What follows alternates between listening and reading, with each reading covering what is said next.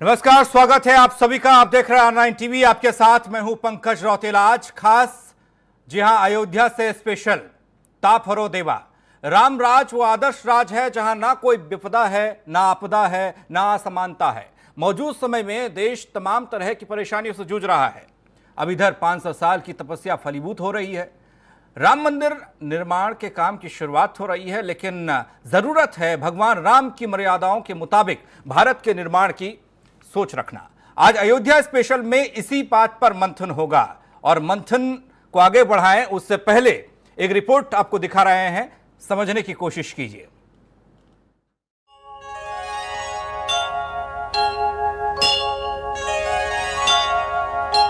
दैहिक दैविक भौतिक तापा, राम राज नहीं काहूं व्यापा। पीढ़ियों की उदासी से उन्मुक्त और तमाम प्रतीक्षाओं से परे नए कैनवास पर रामनगरी अयोध्या की जो तस्वीर बन रही है, उसमें हर रंग राम राज्य के संकल्प को लेकर सजाया जा रहा है। भगवान राम जी अखिल कोटि ब्रह्मांड नायक हैं। इनका नाम लेना तो दूर, भगवान राम जी के नाम के स्मरण मात्र से मनुष्य के सारे पाप ताप संताप नष्ट हो जाते हैं। उसका सारा अमंगल मिट जाता है, सिर्फ मंगल ही मंगल होता है। मानस में बाबा गोस्वामी तुलसीदास जी भी लिखते हैं कि मंगल भवन अमंगल हारी हो, द्रबहु सो दशरथ अजीर बिहारी।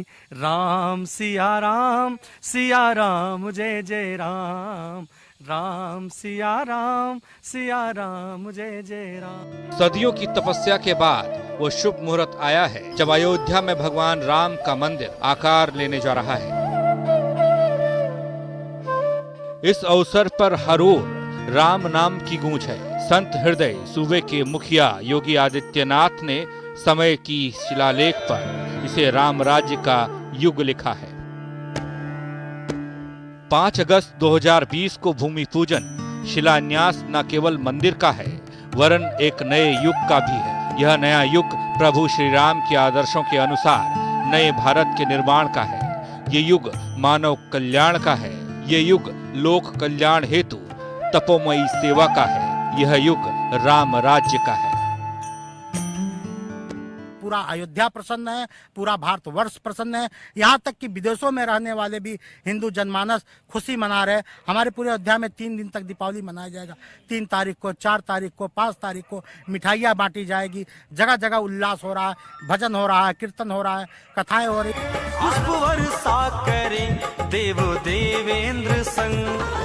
अब राम मंदिर तो बन ही रहा है। राम मंदिर के साथ ही भारत देश का मंदिर भी संवारना होगा। राम मंदिर की आधारशिला के साथ ही ऐसे भारत की नींव रखनी होगी जहां राम राज्य हो। और राम राज्य का मतलब होता है जहां धर्म नीति, राजनीति और समाज नीति में कोई असमानता न हो। मात्र मंदिर निर्माण नहीं होने जा रहा, ये तो सारे विश्व की सांस्कृतिक राजधानी का निर्माण होने जा रहा है। बहरहाल 500 सालों की तपस्या तो फलीभूत हो गई। अब संकल्प लें, भगवान राम की मर्यादाओं के अनुरूप ही भारत का निर्माण हो। इस संकल्प में राम राज्य के अलावा कोई विकल्प ना हो। वहीं राम के राज्य में दैवी प्रकोप और भौतिक आपदा का कोई प्रभाव ही नहीं था। इसलिए प्रभु आपसे ये विनती है कि ताप हरो देवा। Bureau report, R9 TV, Uttar Pradesh, Uttarakhand. जय श्री राम, जय श्री राम, जय जय श्री राम। ताप हरो देवा। हमारे साथ मेहमान जुड़ चुके हैं, इसी पर आज चर्चा होने वाली है। यतिमा चेतनानंद सरस्वती हिंदू धर्मगुरु हमारे साथ हैं। आचार्य संजय मिश्रा जी हिंदू धर्मगुरु हमारे साथ हैं। स्वामी उपमन्यु हिंदू धर्मगुरु हमारे साथ हैं। स्वामी चक्रमणि महाराज अध्यक्ष हिंदू महासभा हमारे साथ हैं। महंत धर्मदास उदासीन अखाड़ा हमारे साथ हैं। जगत गुरु राम दिनेशाचार्य महामंडलेश्वर हरिधाम पीठ हमारे साथ हैं। अमिताभ अग्निहोत्री जी R9 टीवी के एडिटर इन चीफ हमारे साथ हैं। अमिताभ जी, आप चर्चा को आगे बढ़ाएं। मर्यादा पुरुषोत्तम श्री राम के मुताबिक जैसे मर्यादाएं उस दौर में थी, राम राज्य उस दौर में था, आज कल्पना की जा रही है कि ऐसा ही राम राज्य इस मुल्क में, इस देश में, हिंदुस्तान में एक बार फिर से हो। जी देखिए, 500 साल का संघर्ष रहा, तपस्या रही, पीढ़ियां खप गईं। एक विदेशी आक्रांता ने जो परिस्थिति पैदा की थी अयोध्या में, उसको पलटने में, उसको पुराने वैभव तक ले जाने में 500 साल का कालखंड लग गया। आज भारत के लिए की आत्मा के लिए, उसके प्राण के लिए संतोष का पर्व है ये। भगवान राम के लिए संतोष और असंतोष का कोई विषय ही नहीं, वो इससे परे है।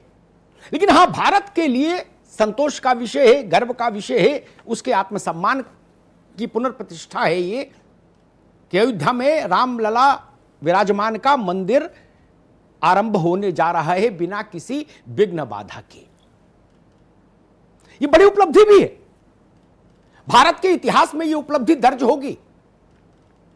आने वाली पीढ़ियां इस संघर्ष को पढ़ेंगी। यह भारत के सांस्कृतिक राष्ट्रवाद का उद्घोष भी है। लेकिन एक बड़ी लड़ाई हमने लड़ी और जीती। वो मुगलों से भी लड़ी, अंग्रेजों के समय भी लड़ी, और भारत स्वतंत्र हो गया तो भारत की अपनी अदालतों में लड़ी, तब जाके ये दिन आया है। अब यहां के बाद क्या? मुझे लगा दो चीजें एक साथ इस वक्त चर्चा में आनी चाहिए। एक, उस उल्लास पर भी दृष्टि डालनी चाहिए जो देश भर में है। मानस में गोस्वामी जी ने कहा, नित्य नव मंगल मोद बधाए जी, कहीं न जाए कछु नगर विभूति। वो दृश्य है अयोध्या में, हम देख रहे हैं। राम मंदिर बनेगा, भव्यतम बनेगा, दुनिया के कुछ सर्वोत्तम मंदिरों में से, धार्मिक स्थलों में से एक होगा। भारत वो करके दिखा देगा। लेकिन ना, हमारे सामने एक बड़ा प्रश्न खड़ा होता है आज। वो प्रश्न यह खड़ा होता है कि हम राम के चरण पूजेंगे, इसके लिए मंदिर होना चाहिए, ठीक है, लेकिन हम राम के आचरण पर चलें, यह भी राम मंदिर के निर्माण के साथ साथ एक जिम्मेदारी हम पर है, हमारे शासकों पर है, हमारे समाज पर है, प्रशासकों पर है, राजनीतिक नेतृत्व पर है। वैसा आचरण जो राम का आचरण था, और यह राम का ही आचरण था जिसने यह प्रभाव पैदा किया कि दैहिक दैविक भौतिक तापा राम राज नहीं काहू व्यापा, त्रिविध ताप से मुक्ता प्रजा। राम के संदर्भ में एक बहुत प्रचलित वो आता है वनवास का प्रसंग जी। अब मुझे लगता है कि चुनौती यह है कि हमको भूख, भय, अशिक्षा, भ्रष्टाचार, दुराचार, इन सब को वनवास देना होगा अपने भीतर से। अब किसी दूसरे से लड़ाई नहीं है, अब मुगलों से लड़ाई नहीं लड़नी हमको अपने भीतर से राम के मार्ग पर अगर चलना है तो हमको यह तय करना होगा कि देश से इन चीजों को वनवास दें। जिसे भगवान अयोध्या लौटे थे, जिसके बाद दीपावली मनना शुरू हुई, वैसे कुछ चीजों को हमको अपने अंदर, अपने देश के अंदर, अपनी व्यवस्था के अंदर, अपने तंत्र के अंदर आत्मसात करना होगा। उसको भी पुनर्प्रतिष्ठित करना होगा, जैसे हम राम मंदिर को कर रहे हैं, उसकी पुनर्स्थापना कर रहे हैं। उसमें समता होनी चाहिए, उसमें कल्याण का भाव होना चाहिए, उसमें करुणा होनी चाहिए, उसमें वैसा शासन भी होना चाहिए जो भगवान राम जब अयोध्या के राज सिंहासन पर विराजे तो उन्होंने अपने मंत्रिपरिषद से कहा कि जो अनीति कछु भा कहूं भाई, तो मोहे बरजियो भय बिसराई। यह शासन की कसौटी है भगवान राम की। यहां तक हमको जाना है। एक युद्ध मंदिर के लिए हमने लड़ा, 500 वर्षों में जीते। इस युद्ध की जो हमको अपने भीतर लड़ना है भारत को, उसके लिए हम, मुझे लगता है कि जितनी जल्दी सन्नद्ध हो जाएंगे, जितनी जल्दी तैयार हो जाएंगे, उतना ही हम ये कहने के हकदार हो जाएंगे कि हम प्रभु राम के भक्त हैं, हम प्रभु राम के अनुयायी हैं, हम उनके प्रति आस्था रखने वाले व्यक्ति हैं। वाचिक नहीं, कर्म से आस्था दिखनी चाहिए। कर्म ये बात स्थापित करे कि हम राम के भक्त हैं, हम राम के मार्ग पर चलने वाले हैं। आज इसी पर चर्चा करेंगे। अयोध्या पर जो भी दृश्य है वो हम दिखाई रहे हैं लगातार, लेकिन ये एक बड़ा सवाल है राष्ट्र मंदिर। इसको हम कहां तक और किस सीमा तक ले जा सकते हैं और कितनी जल्दी इस लक्ष्य को प्राप्त कर सकते हैं, ये एक बड़ा सवाल है। मैं सबसे पहले चक्रपाणी जी के पास आऊंगा। चक्रपाणी जी, वो अपराध हो, भ्रष्टाचार हो, दुराचार हो, कदाचार हो, अनाचार हो, क्रूरता हो, भय हो, अशिक्षा हो, भूख हो, राम के राज में ये तो कुछ नहीं था। हम राम के चरणों तक सीमित रखेंगे खुद को या राम के आचरण तक जाएंगे? अमिताभ जी, ये बात समझना बहुत जरूरी है कि हमारे सनातन धर्म में चित्र की पूजा नहीं होती, बल्कि चरित्र की पूजा हुआ करती है। भगवान श्री राम मात्र एक चित्र नहीं है, बल्कि एक चरित्र है। और वो चरित्र है जो एक जो पुत्र का, जो उन्होंने जिस प्रकार के पुत्र का अपना दायित्व का निर्वहन किया, उसी प्रकार से ऋक्ष, बंदर, भालू सभी लोगों को लेकर के और प्रदर्शित किया कि समन्वय के प्रतीक के रूप में अपना पहचान बनाई और एक पिता के रूप में रहे, एक राजा के भी रूप में रहे और किस प्रकार से प्रजा के लिए सब कुछ अपने आप को त्याग करते थे। तो ये बहुत बड़ी बात है। और देखिए, लंकापति रावण, जिसके 1 लाख पुत्र, 1.25 लाख नाती, और उसको हराने के लिए उन्होंने ऋक्ष, बंदर, भालू, गिलहरी सबको लेकर के और इतनी ऐतिहासिक पुल का निर्माण किया। तो ये सब काफी चीजें हैं जो हमें सिखाता है कि एक पुरुषोत्तम राम, भगवान राम कैसे बन गए। तो ये सब में आता है। और भगवान श्री राम का ये जो निर्माण मंदिर है, सिर्फ मंदिर का निर्माण नहीं बल्कि राष्ट्र का निर्माण है। किस प्रकार से अपने विश्वामित्र मुनि जाते हैं और दशरथ जी से जाकर के और राम और लक्ष्मण को लेकर के जाते हैं और जो विघ्न डालने का काम करते, असुर, सुबाहु और तमाम मरीचि, जहां जप यज्ञ योग मुनि करहि तहां मारी सुबाहु डरहि, देखत यज्ञ निशाचर धावहि करहि उपद्रव मुनि दुख पावहि। उसको जाकर के यज्ञ की रक्षा करने का काम, यानी धर्म की रक्षा का काम करने का काम, संतों की रक्षा करने का काम भगवान श्री राम करते हैं। तो ये कई चरित्र को मिलाकर के भगवान बने और उन्होंने दिखाया। तो ये बिल्कुल सही बात है। और उनके जो राम राज्य की परिकल्पना है उसमें यही है कि राम राज्य की परिकल्पना में कोई बेटा, बाप के सामने बेटा नहीं मरा करता था, कोई भूखमरी का शिकार नहीं था, सब संपन्न था, कहीं स्त्री का अपमान नहीं था, कहीं बच्चियों के साथ दुराचार नहीं था। तो काफी ऐसी चीजें हैं जो इसीलिए राम राज्य की परिकल्पना और राम राज्य के विषय में बिल्कुल ठीक बात राम राज्य, बिल्कुल आपने अच्छा नरेशन दिया। मैं महंत धर्मदास जी के पास चलूंगा। मैं भगवान राम के जीवन चरित्र को जब देखता हूं महंत जी, तो एक चीज मुझे बहुत आकर्षित करती है जी। भगवान राम के ये मूल तत्व को गोस्वामी जी ने एक स्थान पर कहा कि ब्रह्मा, विष्णु, महेश भी नहीं जान सकते नारायण के मूल तत्व को। और एक दूसरे स्थान पर वो कहते हैं कि केवट ने उनका हाथ पकड़ा और कहा, मरम तुम्हारा आज मैं जानूं। केवट जान गया। राम के हृदय के करीब कहीं केवट हुए, कहीं शबरी हुई। और आज हम जिस हिंदुस्तान में रह रहे हैं वहां आज भी जाति के आधार पर शमशान से, चिता से पार्थिव देह हटा दी जाती है कि आप यहां दाह संस्कार नहीं कर सकते। यह तो फिर राम का राज नहीं हुआ, राम के आदर्श नहीं रहेंगे। मान जी, अभी एक बड़ी लड़ाई बाकी है राम के आचरण तक जाने की।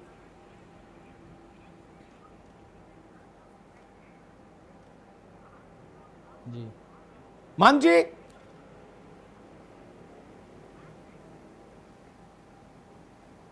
जी जी जी जी आवाज आ रही है? जी सुन रहा हूं अमिताभ जी। जी सभी संत महापुरुषों को बहुत बहुत जी जी बिल्कुल आवाज आ रही जी, है। जी जी जी राम जी की जहां तक बात है, हमारे राम जी ने 14 वर्ष सहर्ष, सुबह अभिषेक होने वाला है, राज्याभिषेक होने वाला है और प्रभु श्री राम जी को सुबह सुबह पता चलता है कि आपको वनवास जाना है। महाराज श्री राम जी को आप देखिए, उनके चेहरे पे कोई ऐसा भाव नहीं आया कि राज्याभिषेक का बहुत खुशी रहा उनके मन में और वो दुख से बेहबल हो उठे हों जब उन्हें पता चला हो कि आपको वनवास जाना है। तापस भेष विशेष उदासी 14 बरस राम वनवासी। जहां तक आप जात पात की बात करते हैं तो भगवान श्री राम ने बिना किसी भेदभाव के 14 बरस तक आप कार्यकाल उनका देखें। केवल 14 बरसों पे हम चर्चा करें, अयोध्या से गमन, फिर केवट से मिलन, निषाद राज का वर्णन, फिर हमारे भरद्वाज मुनि का, फिर आप सबरी आगे जाएंगे, फिर आप देखिए यात्रा पूरी उनकी करम लंका तक देखिए कि कितना सुंदर और सुदूर वानरों और एक अद्भुत मिलन उनका हुआ है। हनुमान जी का हो या परंपरागत सुग्रीव की मित्रता हो, आप देखिए हर तरफ उन्होंने कहीं ना कहीं एक अच्छा परिचय, समाज को कुछ ना कुछ शिक्षा देने का काम किया है। अब बात आती हम जात पात में उलझें और उस कालखंड की बात, त्रेता युग की बात समझें। कितना सुंदर राम राज्य उन्होंने दिया है कि माँ भगवती सीता का सम्मान। आप देखिए उनके राज्य में कोई एक टोका टाकी करता है कि राजा को ऐसे नहीं करना चाहिए, तो उस चरित्र को, उस राजा के युग निर्माण के लिए कि कालखंड में कोई धर्मेंद्र जी दाग ना आ जाए, उन्होंने माँ भगवती को देखे किस तरीके से राम का राज कैसा था, राम का चरित्र जी, जी। कैसा था, ये देश जानता। आज मैं ये प्रश्न लेके आया हूं कि हम भौतिक रूप से भगवान राम का एक भव्य मंदिर बनाने जा रहे हैं। ये बहुत प्रसन्नता की बात है, गर्व की बात है, बनना चाहिए था, बन रहा है। लेकिन हम राम के चरित्र की ओर कब बढ़ेंगे, मसला ये है। जी। मैं हरिदाम पीठ के जगत गुरु के पास चलूंगा, आएंगे आपके पास, आएंगे महाराज दिनेशाचार्य जी के पास चलूंगा। जो बात अभी उदासीन अखाड़ा के महंत जी कह रहे थे, उसी को अगर मैं आगे बढ़ाऊं, जगत गुरु जी, हम लोग व्यक्ति के फोटो ताबीज में लगा के गले में डाल लेते हैं और करते अपने मन की हैं। अपने घर में एक उसकी फोटो रख लेते हैं, गाड़ी में रख लेते हैं, एक मंदिर बना देते हैं, प्रसाद चढ़ा देते हैं, घंटी बजा देते हैं और कहते चलो भाई झंझट खत्म हुआ, बाकी करो जो मन में आए सो। तो रामत्व जो है, राम का तत्व जो है, फिर वहां तक तो हम नहीं पहुंचेंगे। आज का जो दृश्य है समाज का, देखिए आज क्या कोई शासक ऐसा दिखता है जो ये कहे कि जो अनीत कछु भाको भाई तो मैं भर जो भय बिसराई, जो भरजेगा वो जेल जाएगा। एक कोई प्रधानी छोड़ने को तैयार नहीं, राजपाट तो छोड़ो। तो राम के मार्ग पर चलने के लिए ये देश कौन लोग हैं जो तैयार करेंगे? मुझे लगता है उसमें धर्माचार्यों की भी बड़ी भूमिका है। जी हाँ, निश्चित रूप से अमिताभ जी, आप एक आध्यात्मिक तौर पर बहुत अच्छी चर्चा कर रहे हैं जी। और आप जो कह रहे हैं कि नाचा भविता राष्ट्रम यत्र रामो न भूपति, राम जी की पूजा करते हैं, राम जी की फोटो लटकाते हैं, राम जी का मंदिर बनाते हैं, प्रसाद लेते हैं, घंटी बजाते हैं। ठीक है, इस बात का विरोध नहीं है, क्योंकि कहीं ना कहीं जब हम प्राइमरी प्रारंभ करते हैं तब अगली कक्षाओं में जाते हैं। लेकिन मैं आपकी भावना समझ रहा हूं कि हम प्राइमरी कक्षा में नहीं रह सकते हैं। यदि अध्यात्म में आगे नहीं बढ़े तो हम रामत्व को प्राप्त नहीं कर सकते हैं जी। और रामत्व को प्राप्त करना है कि जहां विषाद ना हो, जहां भय ना हो, जहां कोई समस्या ना हो। ये लाइन जो आप उद्धृत कर रहे हैं बार बार, ये बहुत दिव्य बात है कि एक राजा किस प्रकार से होना चाहिए, उसकी अगर समष्टि पूर्वक व्याख्या किया जाए तो भगवान श्री राम के रूप में है कि एक पूरे विश्व का नहीं, पूरे देश का नहीं, पूरे ब्रह्मांड का मालिक कहता है कि जो अनीति कछु भाखों भाई तो मोहि बरजों भय बिसराई। जब समाज का सबसे निम्न वर्ग, समाज से सबसे पिछड़ा वर्ग मेरे किसी कार्य में गलती ढूंढकर यदि मुझे टोक देता है, मैं समझूंगा राम राज्य आ गया। और निश्चित रूप से केवट ने इसीलिए टोका, इसीलिए जो आपने कहा केवट ने इसीलिए टोका क्योंकि वो राम जैसे राजा के राज्य का प्रथम नागरिक है। उसने कहा अगर आपको जाना है तो मुझसे पैर धुलवा लीजिए, पहली बात।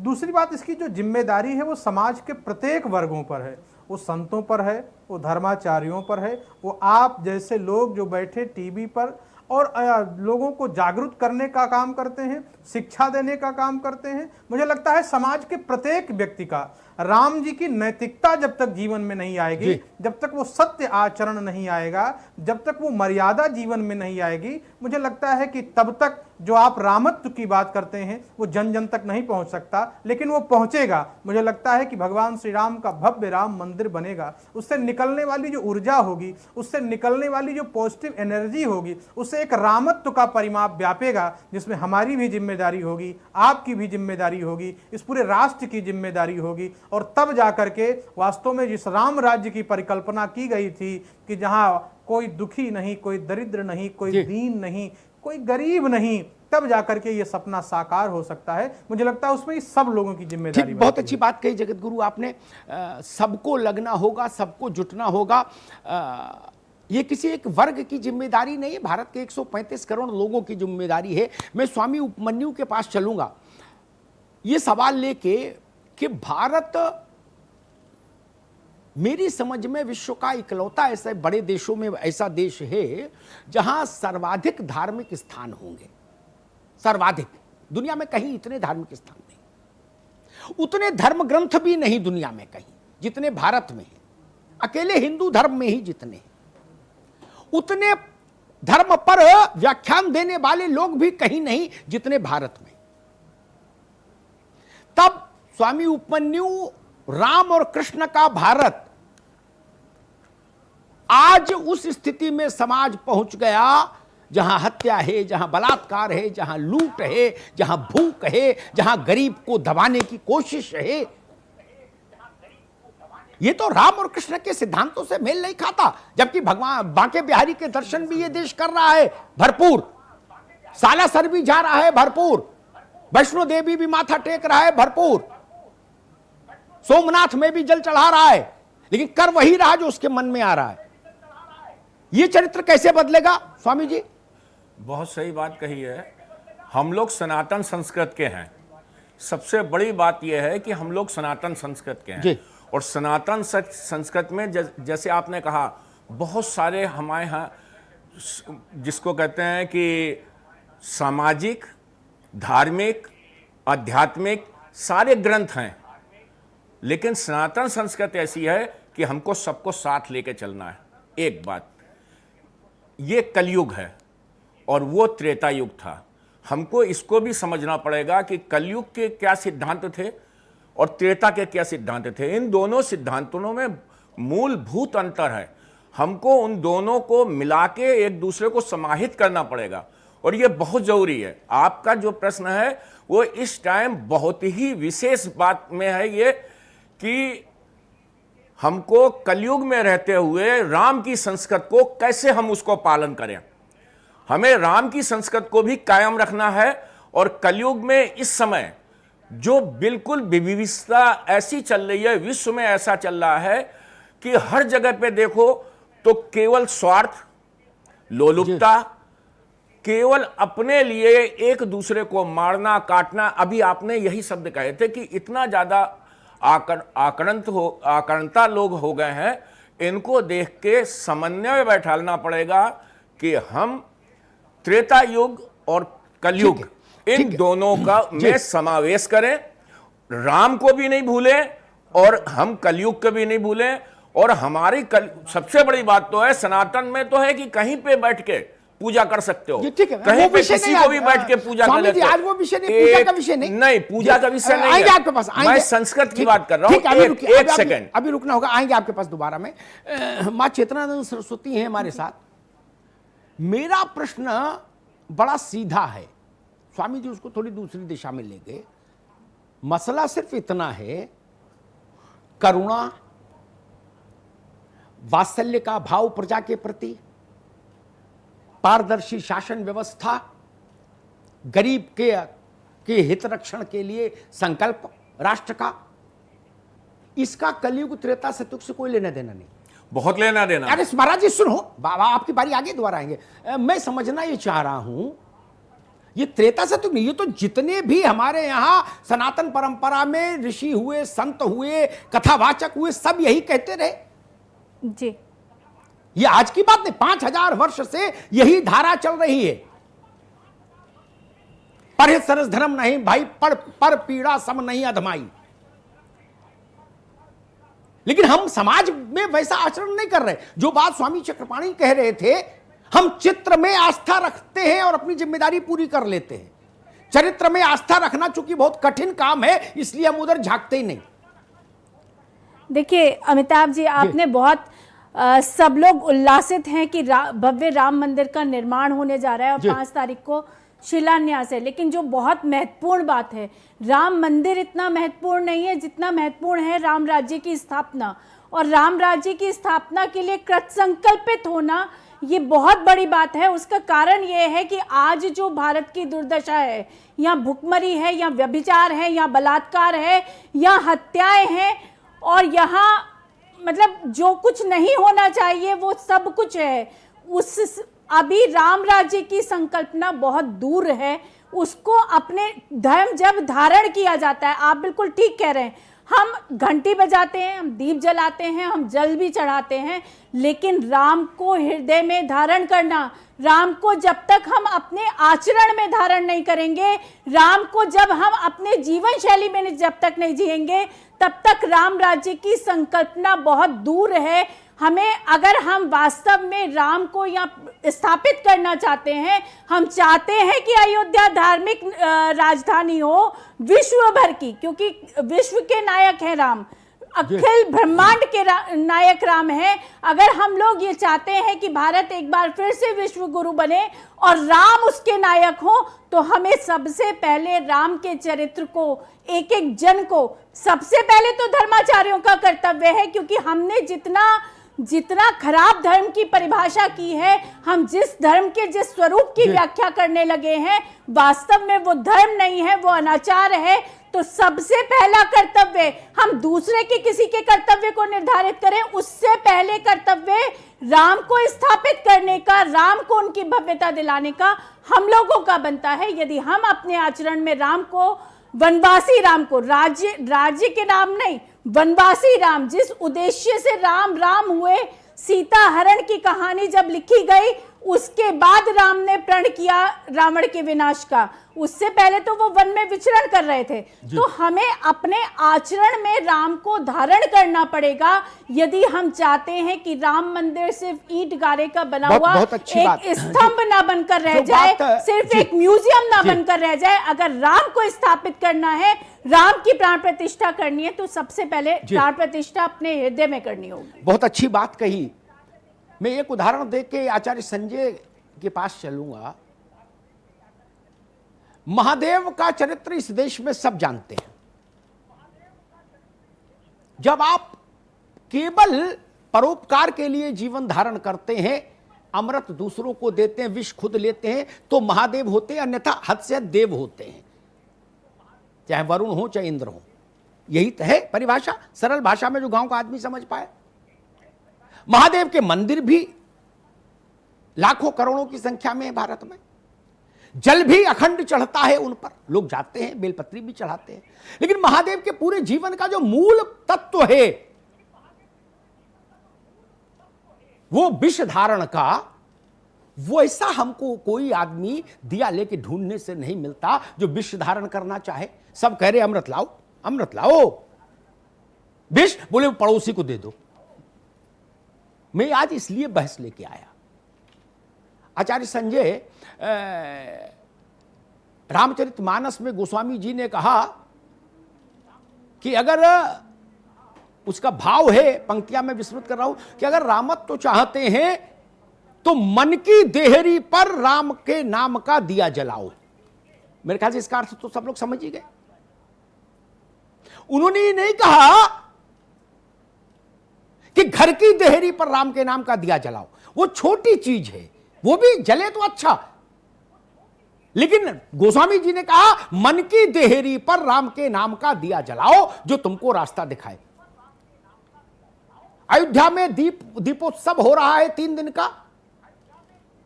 अब हम सब लोग अपने हृदय की देहरी में भगवान राम के नाम का, उनके चरित्र का दीपक कब जलाएंगे और कैसे इसमें आगे बढ़ेंगे? जी जय अमिताभ जी, बहुत अच्छा आप जो है यहाँ पर आध्यात्मिक वर्णन कर रहे हैं। भगवान राम की ऐसी महिमा है कि भगवान शिव भी जब जब उन्होंने धरा पर अवतरण लिया, विष्णु भगवान ने, तब तब उनके दर्शनार्थ जो है वहाँ पर पहुँचते रहे।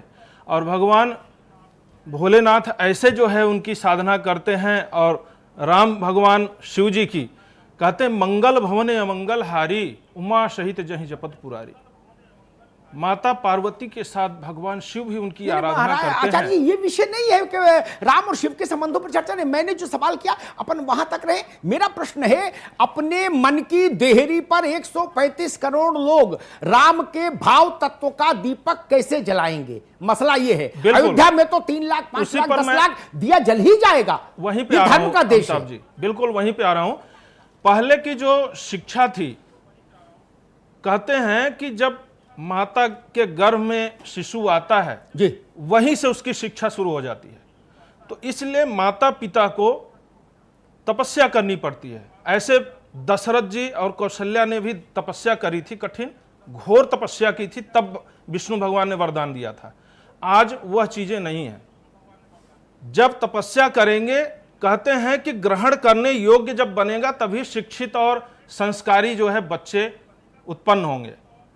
न तो वह शिक्षा है, न तो वह जो है साधना है, न उपासना है, न आराधना है। ठीक है। तो आज की जो स्थितियां हैं वह जो है एकदम से जो है विष तुल्य हो गई हैं, जो कि भगवान शिव यहाँ पर उपदेश देते हैं। नीलकंठ कहलाते हैं, अपने कंठों में विष को धारण करके कोई विष नहीं पचा पाता, लेकिन भगवान शिव पचाए। तो भगवान शिव एक और संदेश देते हैं कि भगवान में रमे रहते हैं, लेकिन वो कोई भी ज्यादा उनकी जो है जरूरत की चीजें नहीं है। भस्म लपेटे हैं और मृगशाला लपेटे हैं, और जो है वो भगवान में तन्मय है। ऐसे ही हमें भी यह यहाँ पे शिक्षा मिलती है देवताओं से कि संस्कार सबसे जरूरी है। शिव जैसा बनना तो फिर वो बहुत बड़ी बात हो जाएगी। और अभी हम लोग जितनी बुनियादी बातें हैं उतनी कर ले, वहां तक भी 10-20% भी कुछ हासिल कर ले, तो मुझे लगता है कि भारत बिल्कुल आदर्श राष्ट्र बन जाएगा। चक्रपाणी जी महाराज, शिव के तरह नीलकंठ होना, वो सब बातें तो बहुत असंभव हैं, वो साधे नहीं जा सकते लक्ष्य। मैं फिर मूल विषय पर आता हूं। उदार शासन, पारदर्शी और ईमानदार तंत्र, सिस्टम जिसको अंग्रेजी में बोलते हैं, करुणापूर्ण समाज, गरीब की आंख से आंसू गिरे तो हथेली लगा देने वाले आस पड़ोस वाले लोग, स्त्री का सम्मान, ये जो कुछ बुनियादी चीजें जो हम राम की कथानक से ग्रहण करते हैं, कम से कम विश्व की 17-18 भाषाओं में राम का चरित्र गाया गया है। ये बुनियादी चीजें हैं। कहानी तो सब में बदली है, कहीं जटायु थोड़ा पहले आ गया किसी कथा में, किसी में बाद में आए, कहीं अंगद कुछ बोलते दिखाई दे रहे तो कहीं सुग्रीव वही बात बोल रहे किसी दूसरी कथा में, अलग अलग भाषाओं की। लेकिन ये बुनियादी बातें हैं जो राम को राम बनाती हैं। इसकी ओर भारत कैसे चल सकता है? एक दिन में लक्ष्य नहीं पाया जा सकता। 500 साल तो स्थूल मंदिर को पाने में लग गए हमको, ये तो बड़ी बात है, उससे भी ज्यादा। लेकिन चलना तो होगा ना, शुरुआत तो कहीं से करनी होगी। कहां से शुरुआत होगी, कैसे होगी? देखिए अमिताभ जी, एक तो सबसे बड़ी बहुत अच्छी बात है कि बहुत अच्छे डिबेट हो रहे हैं। जितने भी पूज्य संत बैठे हैं, साध्वी जी हैं, पूज्य जगत गुरु जी हैं, हमारे वो संत हैं उदासीन संप्रदाय के, और सभी लोग अच्छी बात कर रहे हैं। देखिए अमिताभ जी, ये आपको जानना होगा, सबको समझना होगा। हम जब मंदिर में जाते हैं तो उसमें 80 से 90% लोग अपनी मनोकामना के लिए जाते हैं। हमारा सनातन सिद्धांत जो है, चाहे भगवान श्री राम का चरित्र हो या भगवान शिव का चरित्र हो, वो दोनों व्यष्टि से समष्टि की तरफ ले जाते हैं। जब विष पीते हैं तो किसकी रक्षा के लिए? पूरे विश्व की रक्षा के लिए, ब्रह्मांड की रक्षा के लिए विष स्वयं पी जाते हैं। तो जब तक मनुष्य स्व से पर की तरफ नहीं जाएगा, जब तक ये नहीं ध्यान देगा कि हमारी ही तक सीमित न रहे। जैसे आपने कहा कि उन्होंने ये नहीं कहा कि घर पे दीप जलाओ, मन पे दीप। तो घर तो व्यक्ति का प्रतीक हो गया, व्यष्टि का प्रतीक हो गया, लेकिन मन जो है समष्टि का प्रतीक है। जब मन के रूप में आप विचार करते हैं तो आप सबके लिए कल्पना करते हैं। तो इस समय जो है, जो जगत गुरु जी ने भी बड़ी अच्छी टिप्पणी की, संत शासक समाज तीनों का दायित्व यह बनता है कि सब लोग मिलकर के भगवान श्री राम राम के चरित्र पे चले और स्व से पर की तरफ चले, यानी सिर्फ हम अपने लिए न जिए।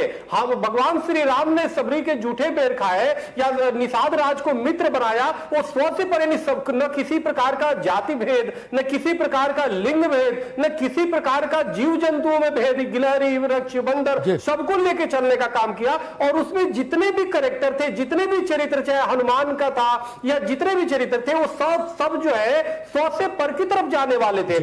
इसीलिए सभी जो चरित्र थे वो महान हुए। तो इसीलिए हमने कहा कि हमारे सनातन धर्म में चित्र की नहीं, चरित्र की पूजा हुआ करती है। तो इसलिए शासक हो, संत हो, समाज हो, तीनों का दायित्व होता है कि स्व से हम पर की तरफ चले। जब हम अपने बारे में सोचते हैं तो वहीं पे अक्षुब्धता हो जाती है, वहीं पे कलह हो जाता है, वहीं पे अनेक प्रकार के विवाद उत्पन्न होता है। लेकिन जब हम आपके बारे में सोचने लगेंगे, जब पड़ोसी की भी चिंता करने लगेंगे कि कोई भूखा न सो जाए, जब हम ये किसी में भेद नहीं करेंगे, तो स्व से पर की तरफ जब जाता है तो वहीं पे राम राज्य की स्थापना होता है। तो इसलिए बहुत अच्छी बात कही चक्रपाणी जी। मसला यही है लाख टके का, हम व्यष्टि से आगे ही नहीं बढ़ पाते, समष्टि की ओर जाना ही नहीं चाहते। मुझे याद है एक बार मैंने जगतगुरु जयेंद्र सरस्वती से कहा था कि महाराज आप लोगों की वाणी में बड़ा असर है, एक बार बाहर निकलिए, हजारों किलोमीटर की यात्रा देश में करिए, आपकी बात को भगवान का निर्देश मानने वाले करोड़ों करोड़ों लोग हैं। भ्रूण हत्या है, कन्या भ्रूण हत्या है, नशा है, कदाचार है, अपराध है, इनके विरुद्ध जनजागरण में लगिए। अब वो समय आ गया है कि देश के बड़े संत, बड़े धर्माचार्य, जिनकी बात का प्रभाव है, हमारे यहां राजदंड के ऊपर धर्मदंड है, वो निकले। अयोध्या में मंदिर बनता रहेगा, एक प्रक्रिया है वो, लेकिन संत लोग निकले और ये समझाएं इस देश को कि राम के तत्व की ओर कैसे चला जाए। समाज पहले बनेगा, ऐसी मेरी सामान्य समझ कहती है। जब समाज उस अनुरूप बन जाएगा, रामत्व के करीब पहुंच जाएगा, तो शासन भी वैसा ही हो जाएगा। शासन समाज से बाहर से नहीं आता, इसलिए पहली जरूरत है समाज रामत्व को धारण करे। मंदिर बनने के साथ साथ यह जिम्मेदारी भी समाज की है कि रामत्व को धारण करे। फिर उस समाज से ही शासक निकलेंगे, वो जो राम की मर्यादा के अनुरूप शासन देंगे, व्यवस्था देंगे, देश और प्रदेश का संचालन करेंगे। मुझे लगता है ये एक प्रक्रिया है जिसको समझना होगा। जगत गुरु के पास चलूंगा। महाराज जी, समाज से ही शासक निकलता है, समाज से ही शासित निकलता है, समाज से ही राजा है, समाज से ही प्रजा है। मुझे लगता है कि पहले समाज को रामत्व को धारण करना होगा, तब प्रधान भी अच्छा होगा, ब्लॉक प्रमुख भी अच्छा होगा, एमएलए भी दुरुस्त रहेगा, एमपी भी ईमानदार होगा, कलेक्टर कप्तान भी ईमानदार आएंगे। टकसाल तो समाज है जी। बिल्कुल आप ठीक कह रहे हैं। पहली बात तो आप एक दोहे का बड़ा अच्छा प्रस्तुत कर रहे थे, राम नाम मन दीप धर जी देहरी द्वार, तुलसी बाहर भीतर जो चाहस उजियार। इसी में दोनों बातें आ रही हैं कि आपके आंतरिक और बाह्य दोनों जगत जब तक प्रकाशित नहीं होगा तब तक रामत्व तो आप में उतर नहीं सकता है, घट नहीं सकता है। सबसे बड़ी बात यह है कि आज का जो युग है निश्चित रूप से भौतिकता के चकाचौंध में इतना ज्यादा चौंधिया गया है कि कहीं ना कहीं मानवता दिन के दिन आज शर्मसार होती नजर आ रही है। उसका कारण यह है कि हमारे आज के 100 वर्ष के पूर्व का जीवन देखिए, लोगों के पास तोष था, संतोष था, और राम जी का जो चरित्र है ना, वो प्रत्येक जीवन में लोग घटते तो हैं। देखिए, भाई भाई के साथ जब कोई अनाचार करता तब लोग कहते हैं कि अरे हम उस देश के वासी हैं जहां एक भाई ने दूसरे भाई के लिए अयोध्या जैसे साम्राज्य का परित्याग कर दिया था। एक दर्शन हमारे पास है जो मुझे लगता है कि अन्य किसी धर्म के पास नहीं है, अन्य किसी देश के पास नहीं है। इसके मूल कारण यह हो गया कि आज अधर्म धर्म पर फिर से पूरी तरह से लागू हो गया। व्यक्ति भौतिक वस्तुओं को प्राप्त करने में हर चीज ताक पर रखने को तैयार है, और तब राम कथा आज के परिप्रेक्ष्य में इतनी प्रासंगिक हो जाती है कि आज हम धन संपत्ति प्राप्त करने के लिए अपनी भावनाओं को लेकर, अपनी धार्मिक भावनाओं को लेकर किसी भी हद तक हम व्यापार कर सकते हैं, बेच देते हैं। लेकिन इसी देश में, इसी राज्य में, इसी प्रदेश में, इसी अयोध्या में एक ऐसे महामानव के रूप में भगवान श्री राम का जन्म हुआ, जिन्होंने अपने मूल्यों के लिए राज्य का परित्याग करना उचित समझा, लेकिन धर्म का परित्याग करना उचित नहीं समझा। बहुत अच्छी बात ये कथानक निकल करके जब तक लोगों तक नहीं पहुंचेगा, निश्चित लोगों तक पहुंचाने का कार्य करना होगा। मैंने पहले भी कहा, जैसे चक्रपाणी जी हमारे कह रहे थे, पूज्य स्वामी जी, और सब लोग कह रहे हैं कि इसमें सबकी जिम्मेदारी बनेगी। हम केवल निगेटिव अगर समाज को चलाने का प्रयास करेंगे तो निश्चित रूप से ये समाज नेगेटिव बन जाएगा। एक पॉजिटिव सोच रखकर और एक ऐसा आइडियल हमारे सामने, जो परमात्मा अवतार भी इसीलिए हुआ है। भागवत महापुराण में इस बात की चर्चा आई कि भगवान क्यों आए, तो कहा कि इसलिए आए मृत्यावतारस्तु हिमर्त शिक्षणम रक्षो बधायु न केवलम विभो। राक्षसों को मारने के लिए परमात्मा नहीं आते हैं, परमात्मा अपने चरित्र के द्वारा हमें शिक्षा देने के लिए आते हैं कि हम मनुष्य कैसे बन जाएं, और हम मानव बन जाएंगे तो रामत्व घट जाएगा, और रामत्व घट जा तो सिय राम मैं सब जग जानी, करहु प्रणाम जोर जुग पानी। फिर चींटी से लेकर हाथी तक सब में रामत्व जब हो जाएगा तो मुझे लगता है समाज का द्वंद्व मिट जाएगा। तब दैहिक दैविक भौतिक तापा, राम राज नहीं काहू ही व्यापा। बहुत अच्छी बात की जगत गुरु आपने। मैं महंत जी के पास चलूंगा। महंत धर्मेंद्र दास जी, मैं कई बार सोचता हूं जब कहीं से ऐसी खबर आती है कि फला परिवार भूख के कारण कष्ट पा गया, दिवंगत हो गया, मैं सोचता हूं ये देश तो विश्वनाथ का देश है, राम का देश है, इसमें कोई भूख से मर जाए पड़ोसी को चिंता ना हो। मंदिर के साथ साथ ये भाव भी तो लाना होगा महंत जी।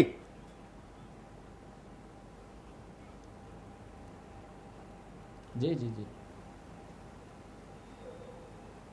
ये भाव कैसे आएगा महाराज? जी अमिताभ जी, बिल्कुल सही बात है आपकी।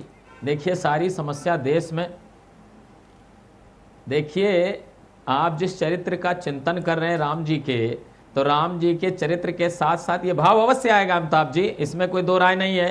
राम जी को भी राम राज्य लाने के लिए 14 बरस वो वनों में भटकना पड़ा था, समय का थोड़ा सा इंतजार करना पड़ेगा। कितनी लंबी हिंदुस्तान ने दंश झेली आप भी जानते हो। मुगलों का काल देखिए, अंग्रेजों का देखिए, फिर अपने देश में कुछ बने बनाए अंग्रेज आ गए, तो थोड़ा वक्त तो लगेगा। रही बात राम राज्य की स्थापना की बात, तो आप देखिए लखन के चरित्र को भी देखना पड़ेगा, भरत के त्याग को भी देखना पड़ेगा, शत्रुघ्न का भी असर रखना पड़ेगा। 4 स्तंभ ये मुख्य राम राज्य के। फिर जहां तक बात आती है हम संतों की, तो विश्वामित्र भी देखना पड़ेगा, हमारे वशिष्ठ जी का भी चरित्र चिंतन करना पड़ेगा पूरा मूल से। विश्वामित्र कैसे तपे तपाए यज्ञ की रक्षा के लिए राम जी आए, ये राजा का कर्तव्य है। आप देखिए समाज जुड़ेगा, राम जी के भी अंग बने तो हनुमान जी भी थे, उसमें सुग्रीव की अगर व्यार्थता थी, आप या किसी उदासी वनवासी और किसी भेलनी की बात करेंगे तो राम जी वहां कैसे गए। देखिए पूरा चरित्र चित्रण समझने के लिए आपका विषय बहुत उत्तम है, समय बहुत कम है। रही बात आप केवल चरित्र का नाम ले व्यक्ति समझ जाए, भगवान श्री राम पक्षी की रक्षा करने के लिए भी दाह संस्कार करते, जटायु का चरित्र पढ़ना पड़ेगा। एक एक खंड, एक एक संविधान की एक शाखा बनानी पड़ेगी। मुख्य आपकी संविधान की 3 पीठ है, हम मान ले चलो 3 भाइयों का चौथा स्तंभ आप हैं, चौथे भाई का स्तंभ हो जाए। अब जो वशिष्ठ विश्वामित्र का अंग आएगा वो संत समाज देख लेगा। देखिए चिंतन की बात है, संवैधानिक अधिकार भी बनाना पड़ेगा, छूट और अच्छी बात करने पड़ेंगे। मैं अभी थोड़ा सा विराम दूंगा, बाकी संतों के पास चलूंगा। एक अखंड दिल्ली में आक्रमण कर दिया तो इसको दंडित भी करना पड़ेगा, राष्ट्रों को मारना भी पड़ेगा, तब राम राज्य आएगा। वो तो कहीं राष्ट्रीय सोच को मारना पड़ेगा, वो तो कहीं दुष्ट दलन रघुनाथ कला की। ठीक है महाराज जी, अभी रुकना होगा। वो तो कही गए गोस्वामी जी, दुष्ट दलन रघुनाथ कला की, दुष्टों का दलन भी रघुनाथ की एक कला है, वो भी एक अपरिहार्य अंग है। अपराध को आप जब तक दंडित नहीं करेंगे तब तक तो फिर बड़ा मुश्किल है, अपराध तो चलते रहेगा। आचार्य जी, मेरा वही सवाल, कोई मंदिर बनाना अपेक्षाकृत सरल होता है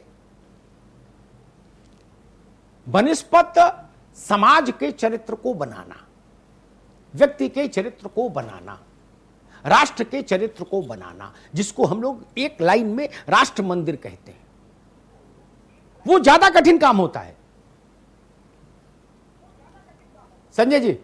जी देखिए, भगवान की पूजा या किसी भी देवी देवता की जब हम पूजा करते हैं तो आराधना, साधना, उपासना का यही महत्व है कि उनके चरित्र को हम ग्रहण करें। भगवान के चरित्र को मनन करते हैं तो अपने आप उनकी कृपा होती है और ग्रहण करते हैं, और आदमी जो है संस्कारित होके जो है समाज की सेवा करता है। समाज की सेवा करने के लिए ही आराधना उपासना की जाती है कि भगवान की साधना मूर्ति में, जैसे कहा गया है ना कि जाकी रही भावना जैसी, हरि मूरत देखी तिन तैसी। जी बिल्कुल ठीक बात है। निर्मल मन जन सो मोहि पावा, मोहि कपट छल छित न भावा। जी अब पूजा करेंगे और फल जो है छोटा छोटा चढ़ाएंगे, एक भावना व्यक्त करिए कि जितने ही अच्छा आप फल चढ़ाएंगे उतने ही सुंदर फल आपको परिणाम मिलेगा। जी ठीक बात है। मैं यहां बहुत स्थूल चीजों की चर्चा करने नहीं आया। लक्ष्य चंडी यज्ञ, महायज्ञ, भागवत पाठ, संपूर्ण रामायण, अखंड रामायण, वो चर्चा करने नहीं आया। नवरात्र का व्रत, एकादशी, द्वादशी नहीं बात करने आया। मैं बात करने आया था राष्ट्र का मंदिर कैसे बनेगा। एकादशी का व्रत भी रहे, पड़ोसी का बटुआ भी मार ले, तब क्या करेंगे एकादशी व्रत का? बताइए। बहू जला के मार देते हैं और भागवत हर साल कराते हैं। मुखिया जी, राम का आत्मसात करना पड़ेगा, राम को आत्मसात करना पड़ेगा। तो वही मैं कह रहा हूं मन और मस्तिष्क दोनों से, खाली मन से नहीं, स्थूलता से कुछ नहीं होता। तभी कह रहे हैं स्थूलता से नहीं, मन और मस्तिष्क दोनों से राम को आत्मसात करना पड़ेगा कि मस्तिष्क भी भ्रमित नहीं हो और मन भी चंचल नहीं हो। मन और मस्तिष्क को जब आप आत्मसात करोगे और तब राममय होगे, और तब आपको लगेगा कि पड़ोसी भूखा है कि नहीं है।